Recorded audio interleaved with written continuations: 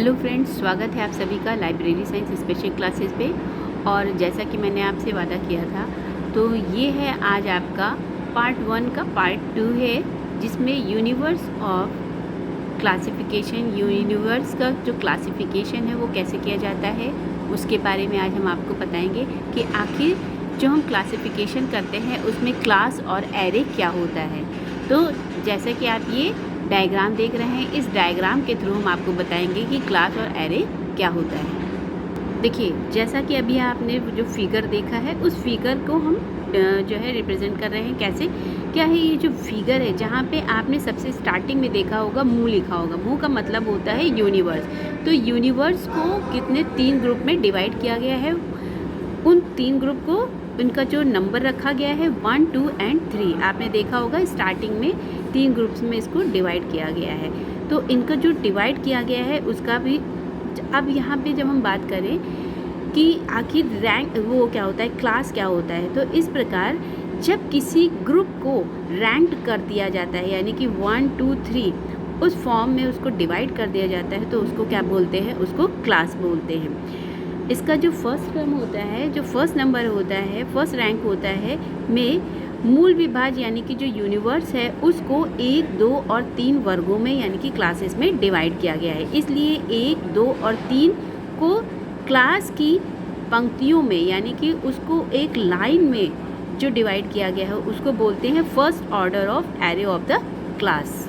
इसके आगे आपने देखा होगा कि जो क्लास नंबर 2 है उसको क्या बोला गया है। आपने जो फिगर देखा है उसमें लिखा हुआ है वर्ग क्लास 2, यानी कि वर्ग क्लास 2 को एक विषयक वर्ग माना गया है। यानी एक विषयक वर्ग यानी कि जिसमें एक ही सब्जेक्ट से रिलेटेड जो क्लासेस होते हैं उसको बोलते हैं, अगर हम टेक्निकल बात करें तो उसको बोलते हैं यूनिटरी क्लास। यूनिटरी क्लास क्या होती है?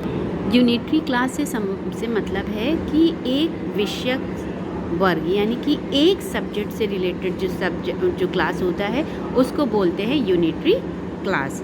इसके नीचे आपने देखा होगा जो फिगर होगा उसमें लिखा होगा कि क्लास 2 के नीचे पा लिखा होगा। पा जो है वो किसको रिप्रेजेंट करता है? मैटर को रिप्रेजेंट करता है। अतः और इसलिए ये एक विषयक यानी कि यूनिटरी क्लास हुआ और उसका विभाजन आगे नहीं हो सकता। यानी कि ये जो यूनिटरी क्लास होता है, अगर आप इसको दूसरे शब्दों में समझें तो यूनिटरी क्लास वो क्लास होता है जिसमें हम किसी सब्जेक्ट को और ज़्यादा फर्दर डिवाइड नहीं कर सकते हैं।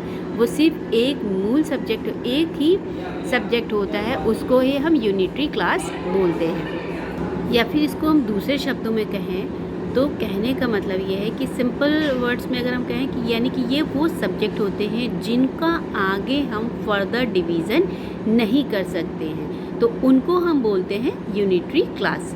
अब अगर हम जो फिगर देखें, जो भी हमने आपको फिगर दिखाया था यूनिवर्स ऑफ नॉलेज का, तो उसमें क्या था, जो क्लास नंबर 1 और क्लास नंबर 3 है उसमें क्या है, उसको ये एक ऐसे क्लास हैं जिसके अंदर जो भी सब्जेक्ट आते हैं उनको हम आगे फर्दर उनका डिवीज़न कर सकते हैं। तो जो जिनका फर्दर डिवीज़न कर सकते हैं वो एक अलग हो जाते हैं, और वो सब्जेक्ट जिनका हम फर्दर डिवीज़न नहीं कर सकते हैं वो यूनिटरी क्लास कहलाते हैं।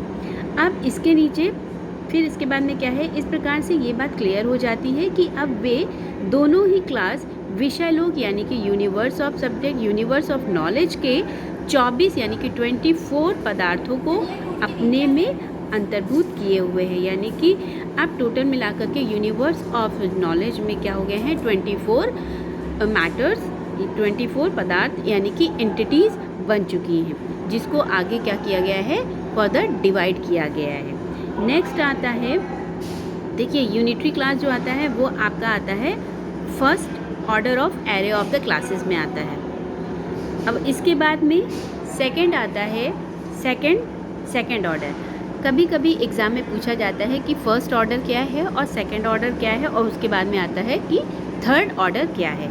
तो अभी तक ही हमने समझा है कि फ़र्स्ट ऑर्डर क्या होता है। अब हम समझते हैं कि आखिर सेकंड ऑर्डर क्या होता है। जो डायग्राम हमने आपको दिखाया था उस डायग्राम में लिखा होगा, जो सेकंड क्लास था उसमें क्लास 1 के विभाग यानी कि क्लास 1 का जो सब डिवीज़न था, जैसे कि 1, 1, 1 2 1 3 और 1 4 इनको कितने क्लास में डिवाइड किया गया है? इनको 4 पार्ट्स में डिवाइड किया गया है, 4 क्लासेस में इसको डिवाइड किया गया है। इनके जो क्लासेस हैं उनको उनकी जो पंक्तियाँ यानी कि उनको जो हमने डिवाइड किया है, जो 4 भागों में 4 अलग अलग फर्दर डिवीज़न में डिवाइड किया है, उसको बोलते हैं, उनका जो क्रम है, उनका जो सीरियल नंबर है, उसको बोलते हैं second order of array of the class.